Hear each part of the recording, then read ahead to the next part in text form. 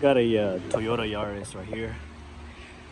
Just wanted to show you guys a quick video. If your brakes are squeaking and you have drum brakes, rear drum brakes, all you have to do is, unless you have to replace the shoes, which is this one right here, these two right here, the shoes still look okay, but you see all those dust. So you might want to spray it with brake cleaner. Just make sure you clean it good. This side too. Careful not to breathe in that brake dust also. That's not good for your lungs. Make sure you wear a mask and clean everything out right here with the brake cleaner.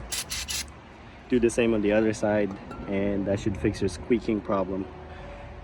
That's it. I hope this video helped you guys out. If you guys got any questions, comment below. Give me a thumbs up. Click on that subscribe button. Thanks for watching.